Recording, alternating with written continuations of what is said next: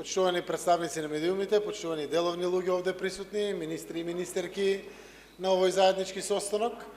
Дозволете прво да се заблагодарам за брзата организација од страна на стопанските комори, овде присутни, Стопанската комора на Македонија, Комората на Северозападна Македонија и МАСИ, кои што се овде присутни на оваа средба, која што има цел да испрати доста внимателни, прецизни, сериозни пораки.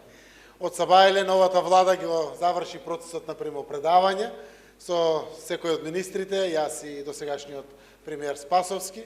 Го завршивме традиционалниот протокол на посета кај председателот на државата Пендаровски и веднаш после тоа дојдовме овде со бизнисот и со економијата, со прва и единствена цел да испратиме порака за доминантен фокус, прв најважен фокус на новата влада, а тоа е економијата, економскиот стандард на нашиот народ, раст и развојот севкупен економски, заради тоа што нивото до кое што сме дојдени навистина е напеналено и како што рековме пред нас е неповторлив период кој што мораме заедно да го искористиме.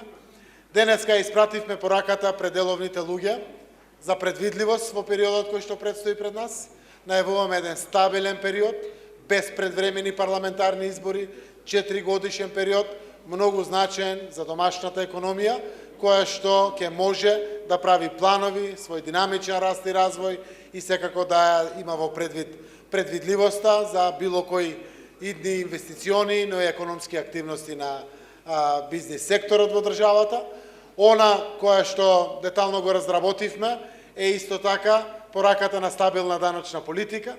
Даноците остануваат стабилни во државата, секогаш на било која промена која што ќе се случува во иднина, ќе имаме период на дискусија, на дебата, на разговори и евентуално промена на некои од даноците, а пред се мислам на намалување на даноци, заради тоа што немаме намера на покачување на било какви даноци, е да оставиме доволно долг период од година, година и пол, за да може да се подготви македонската економија. Зборувавме за предизвиците пред кои што сме исправени. Секако првиот предизвик е COVID-19. Досега имплементиравме значајни пакети на мерки за поддршка на економијата. Следуваат и следни пакети на мерки кои што ќе ги имплементираме во овој есенско-зимски период кој што предстои пред нас и заедно ќе ги димензионираме со коморите за да може да ги максимализираме сите ефекти.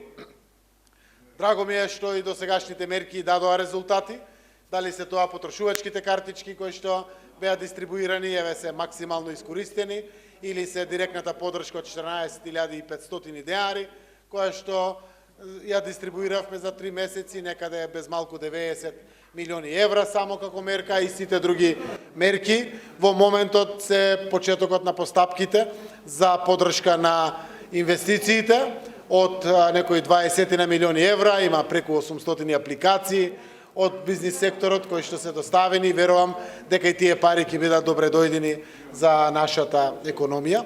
Мене ми е значајно да уште еднаш потврдам дека јас лично, како председател, економист, кој што доаѓа од деловниот сектор, во минатите 2,5 години, колку што имав чест и обврска да ја водам македонската влада, научив многу од соработката од коморите. Видов дека тоа може да биде од заедничка полза на бизнис секторот, на работниците, на извозот, на бруто домашниот продукт на државата, а секако и политички за владата.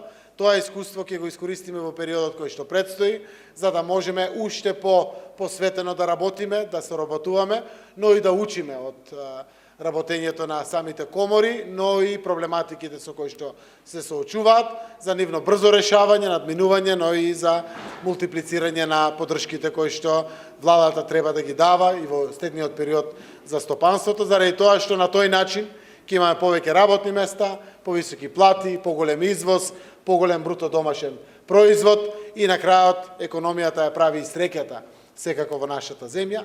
Зборувавме за реформите во правосудниот систем, кои што на крајот на денот значат многу за сите граѓани, но истовремено се економија. Ако правниот систем биде европски, стегнат, дефинитивно економијата ќе биде мобилизирачка, подвижечка и посилна и сме убедени дека час поскоро ваквите предизвици и нивните успеси треба веќе да ги увидиме во нашата земја, за да можеме да бидеме дополнителен мотиватор на економијата. Утврдивме во делот на предвидливоста дека децентрализацијата како процес продолжува. Уште почетокот на 2021 ќе се случат првите чекори и второто полугодие вториот чекор од процесот на децентрализација.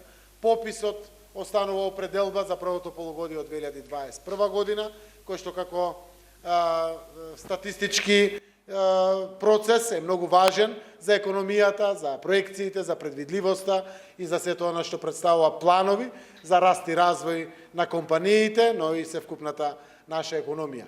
Јас сакам да ја испратам уште еднаш пораката дека предстои пред нашата земја период на работа дома. Денеска можеме да кажеме дека е првиот работен ден на влада која што нема на својата агенда меѓуетнички проблеми за решавање. Тие се решени. Правно, формално ги затворивме овие прашања. Сега сме сите еднакви граѓани, кои што сакат економија, сакат стандард, сакат подобра инфраструктура и на тоа ќе работиме. Денеска сите соседи ни се пријатели. Прашањата со Грција и со Бугарија се решени. Ова мора да донесе економија повеќе. И само да биде предност за нашето стопанство, за нашите граѓани. Денеска сме членка на НАТО. И денеска сме со одлука со почеток на преговорите. Пред нас е отварањето на поглавијата, преговарачките рамки и фондовите од Европската Унија, кое што е многу значајно, така да имаме навистина еден неповторлив период пред нас, кој што не би требало да бидеме непаметни, за да не го максимализираме и искористиме за нашата земја и за целиот наш народ.